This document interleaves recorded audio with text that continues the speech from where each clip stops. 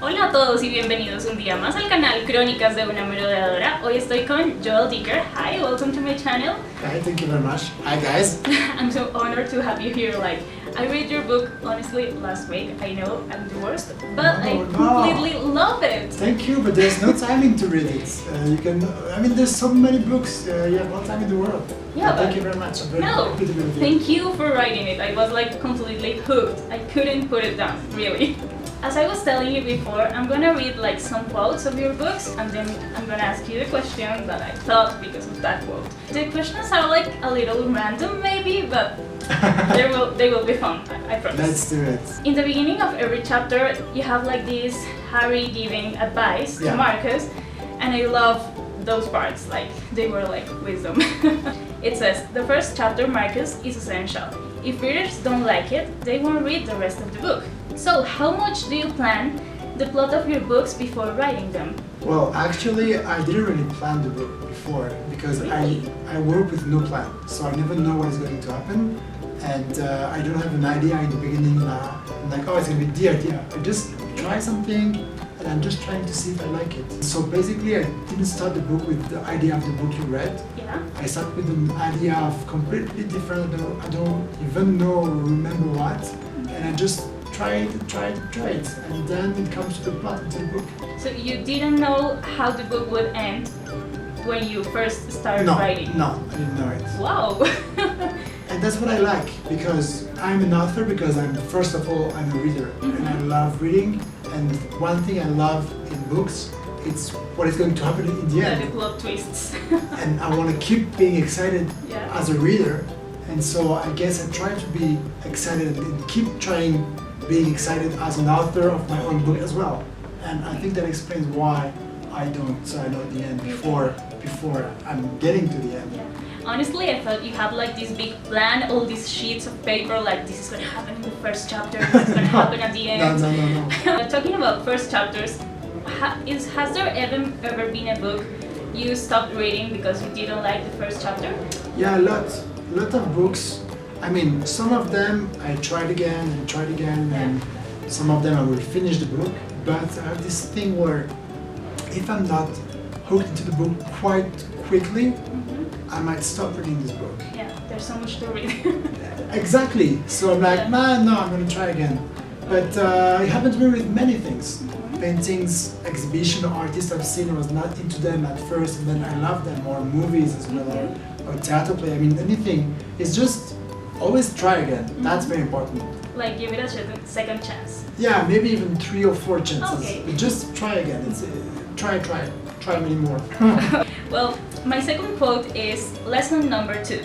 Besides being ephemeral, glory comes with a price. So, have you ever regret becoming a famous writer? Have you lost something because of it? No, it's a very good question. And no, I never regretted it. No, I think the glory or the success, it's not really what is important to me, and it's not what I see. What I see is, for me, the pleasure of sharing my books with people, and meeting my readers, and being able to travel the world and meeting people that read my books, and that's what is amazing. And I don't see myself as a successful author. I just see myself as an author that has been very lucky and that has a lot of work to do, because I'm a very young author. Also in the career. I only have 3 books published, which is really not a lot.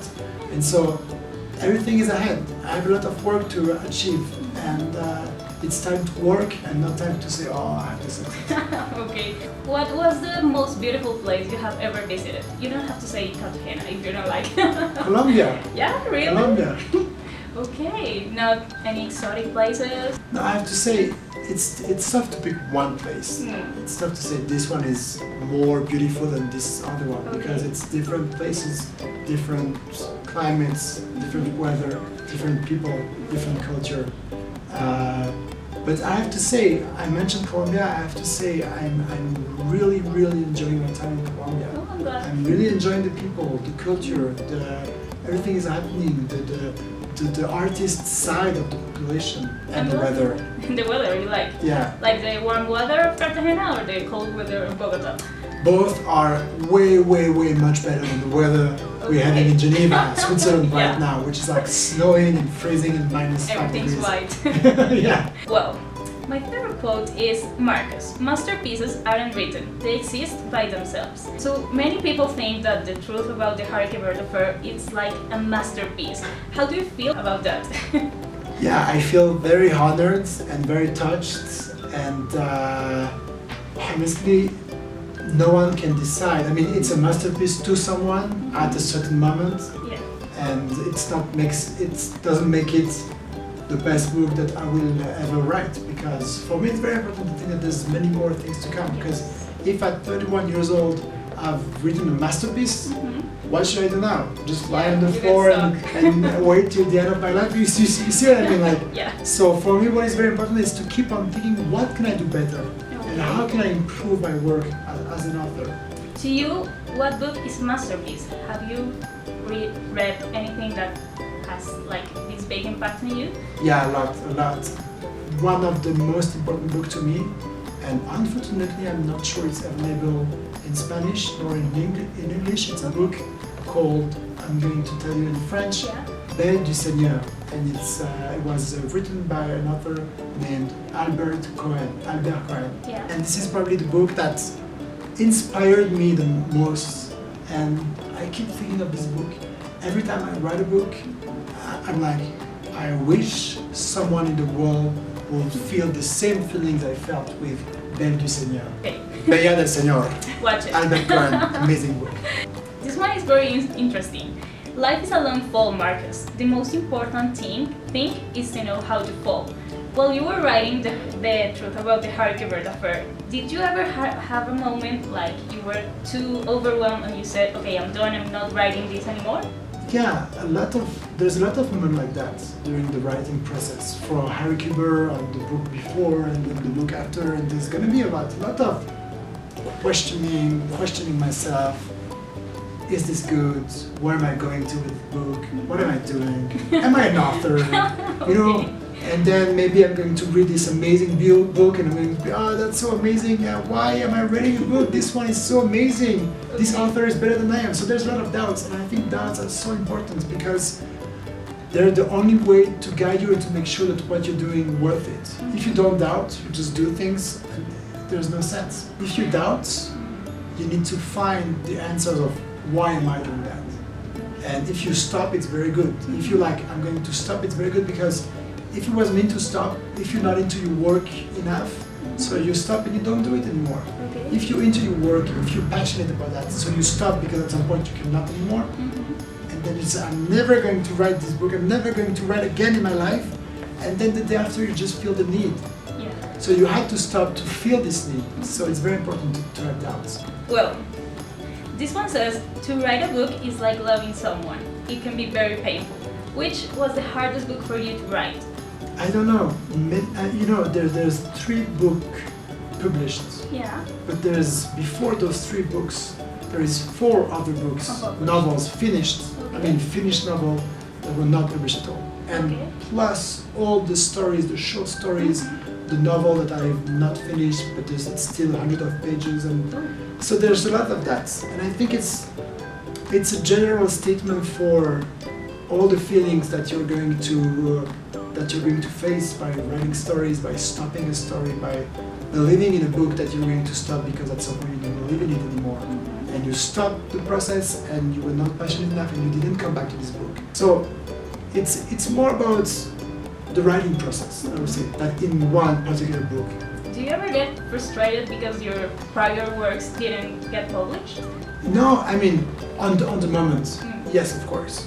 When I send those books to publishing house and when they send me a letter and I open it, oh my god, it's a publishing house, what are they telling to me? And I open the letter, it's like, no, thank you very much. Oh. I was like, no, why? It's an amazing book. But you want it. Yeah, you're missing something. And then you understand that being rejected by the publishing house give you something else, something more that you didn't have before. It gives you more patience. It also gives you a way to think about your work. It gives you a way to think about how you can improve your work. And then a month or 2 or 3 or even a year pass by and say, yeah, now I know why this book was not accepted. I understand why. And it's so important. And you know, I've learned I'm so lucky and I'm so grateful for the success I have, and I love it, and please, I hope it's going to stay forever. Yeah. And thanks to my reader. But what I mean is, I really believe that I learned more from the book that were rejected and from failing than I've learned from the success. Because I can explain you, today I can explain you why I have all those books that have been rejected before. But today I could not be able to explain you why The Truth of the Harry Cooper had such a big success. Why this book, not some other that were published the same year at the same time that are as good as this one. I cannot explain you that. And I think even in the success you need to find what you can do better. Because if you stop and say, oh, it's success, what is success? It's just a word. Okay, so there's this conversation between Nola and Harry. Nola says, writers, they are the loneliest men in the world. And Harry says, I don't know if writers are lonely or if solitude is what pushes them to write. What do you think about that? Is really solitude what pushes them to write, or this brilliant idea they had, like, were taking coffee or something? It's a bit of both, because you need to be alone and lonely at some point to try to think about stories. Then the process of the stories, it's so strong and so powerful, and you enjoy it so much that you're getting alone because you don't want to see other people, because friends will call you and say, hey, what are you doing? You want to grab a beer? You'll say, no, I'm with so many people in the room, the characters of the book, you know. So I would say maybe it starts from being lonely and it makes you being alone because you want to be alone. Yeah, okay. Well, this is like Marcus. Don't write anything that isn't fiction. The rest is just gonna bring you problems. Do you follow that rule, or do you have like bits and pieces of reality in your books, like besides, I don't know, Obama getting elected and that kind of stuff? Yeah, no, I only write fiction, which means when I say fiction, I mention countries that existed or Obama that existed, but I mean the story is pure fiction. Okay. And I do that not for the reason I mentioned in this quote, but because I enjoy fiction. Like the life I'm experiencing every day, I don't need to mention it in the book because I know it, and it's a bit boring, you know. And when I write, I don't want to live again what I just lived. I want to imagine something stronger and more passionate and more interesting to me. And that's why I'm a reader too. I'm a reader because reading is a good way to escape my reality and to go somewhere else. And I'm an author for the same reason, because for me, writing stuff, it's a way to escape the reality. So that's why I keep doing fiction. Okay. Okay, this is kind of, you know, it says your editor is both your wife and your boss. Without him, you are nothing, but you can help hating him. Respect your deadlines above all, Marcus, but if you can afford the luxury, skip them. That's way more fun. So, how good are you with deadlines? Do your editors like you? They suffer with you? No, I have one publisher who is an amazing man, and he's 91 years old. Oh, okay. And so we have a very special relationship. And he's a very kind person. And for instance, we don't have a contract together. We have a contract when the book is finished. Okay. We don't have a contract for, I don't know, Well, 5 books that you need to do, no. Because it's like, you know what, Joël? Write your book first, take your time, and when you're finished, show me your book. If your book is good, I would love to be your publisher. If your book is not good, I won't publish it. So I don't have a deadline. I don't have, as I described in my book, I don't have a mean publisher who is like, who wants me to publish a book and who is like pushing me. Mine is very nice. Call me, he says, Joël, do you eat enough? Do you sleep enough? But in the book, it's a bit boring. And it's more fun to me to imagine this character of the like publisher, Bernaschi, right? like Bernaschi, who is like, what are you doing? I'm going to sue you, I'm going to take everything from you. I really enjoyed that character, like I was laughing when he was asking Marcus to write more sex and morbid stuff, and I was like, okay. There's one quote that says, to lose control of your book, it's the most catastrophic thing that can happen. So while writing your books, do you feel like your characters take control over you? Like they, I don't know, write themselves? You're absolutely right by mentioning the characters, because the characters in the book are going to take like the role so strongly that they're going to take it away from you. And at some point, I mean, as an author, I feel like just a guy that opened the door and let the character come in the room. Okay. But then in the room, the character does whatever he wants. I'm like, oh no, you know what I mean? But there he is. But I think it's very important because it's the only way for the readers after that to be able to relate to this character, because this character is so lively, he's existing by himself, and you don't need the writer all the time to mention him and to give him energy. He is living by himself. I think about losing the control of the book, it's more about the way people will understand your work and perceive your story and what it is about. And you know, it's very funny because I receive a lot of letters from people that are trying to analyze my work and saying, oh, I understood.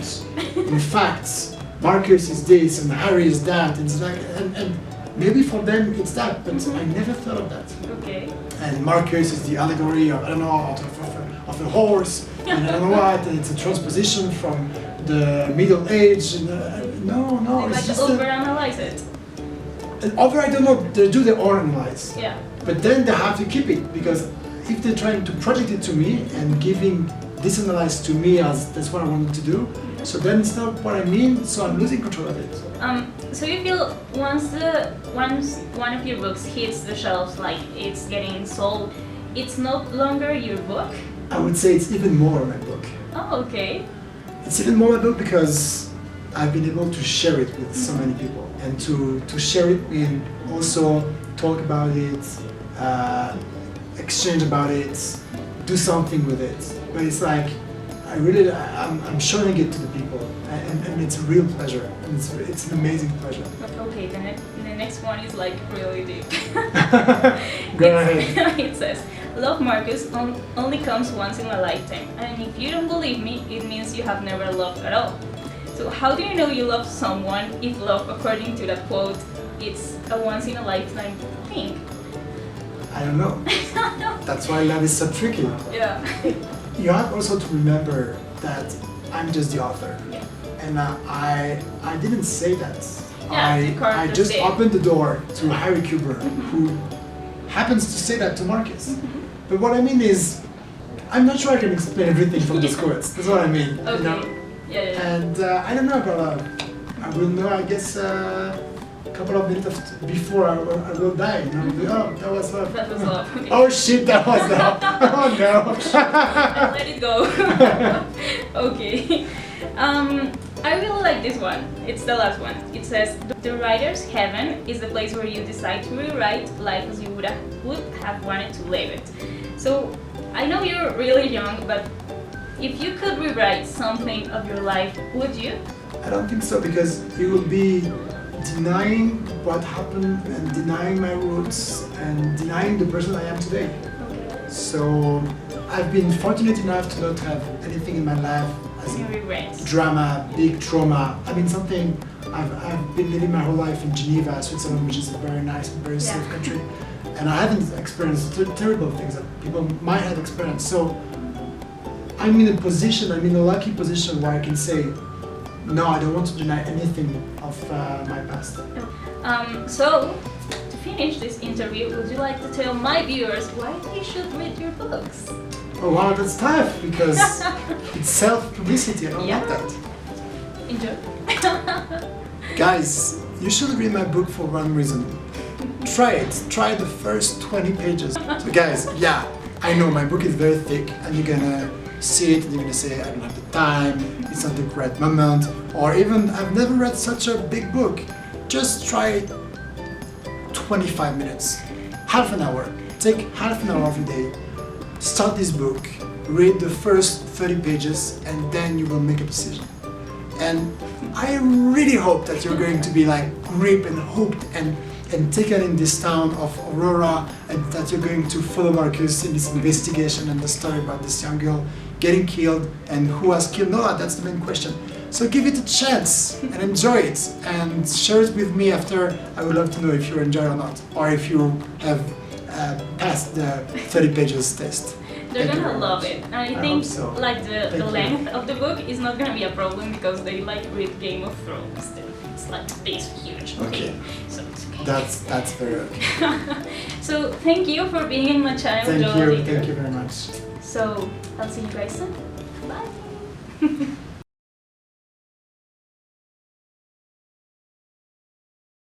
So just what do you have to do?